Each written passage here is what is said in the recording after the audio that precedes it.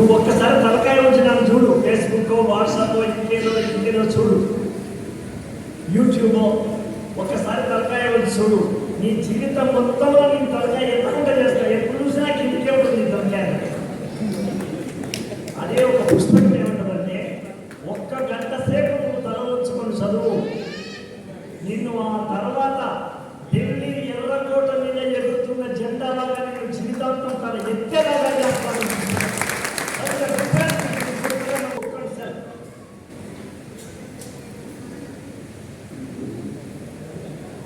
Cell ఫోన్లో మాట్లాడకుండా మీరు వీడియో తీసుకున్న అభ్యంతరంలే, మీరు ఫోటోలు తీసుకున్న అభ్యంతరం. కావ్యానికి పాటకు తేడా ఏంటంటే, పాట చాలా సులభంగా ఈజీగా ఈ పాట 4 పాటలు పాడకే ఏంటి నేను పుస్తకం తప్పేస్తున్నాడు అనుకుంటాం. కానీ పాటల కోసం వచ్చినటువంటి కార్యక్రమం కాదు. పాటల కోసం వచ్చే కార్యక్రమం అయితే నేను మా ఎంబడి కీర్వాణి గారిలో ఇంకెవరిలో తీసుకొస్తాను, లేదా మనిషి గారు ఉంటారు, లేదా వందే మాత్రం ఉంటాడు, గాయకులు వస్తారు, నేను పాడుకుంటున్నాను, వేరే కదా. ఇది అది కాదు. పాట మేడంటే మేడ కాదు, అంటే గురు కాదు, పదిలంగా అనుకున్నా పొదరిల్లు మాది. ఇక్కడ నేను చెప్పాల్సిన పని అది గమనైపోయి చెప్పే సూటిగా ఉంటుంది. కావ్యం అలా కాదు, కావ్యంలో కవిత్వం పాలే. అయినా దీంట్లో కూడా అద్భుతమైన వాక్యాలు ఉంటాయి. వాక్యం రసాత్మకం కావ్యం.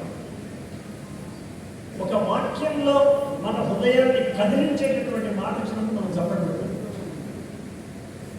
రెస్పెక్ట్ కెనాట్ బి డిమాండెడ్ అన్నట్టు క్లాప్స్ కూడా కెనాట్ బి డిమాండెడ్. అశోక్ వచ్చారు, చప్పట్లు ఉంటుంది. అశోక్ వద్దు, చప్పట్లు లోపల్లోంచి రావాలి, హృదయంలోంచి రావాలి. అది రసజ్ఞులైన వాళ్ళకే వస్తుంది ఆ చప్పట్లు కొట్టే లక్షణం. రసజ్ఞులు కాకపోతే ఏం చేస్తాం? చెవిలో లోపల శంఖం ఉన్నట్టు కాదు కదా. కాళిదాస్ అంటాడు, అరసికేషు కవిత్వ నివేదనం శిరసి మాలిక మాలిక మాలిక అంటాడు.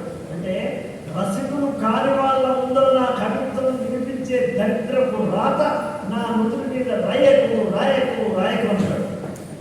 రసక్తి ఉన్నప్పుడు చదివితే వాళ్ళు లోపల నుంచి ఆనందపడి తప్పట్టు పడితే అది నిజమైనటువంటి కవిత్వం, అది నిజమైన రసజ్ఞత.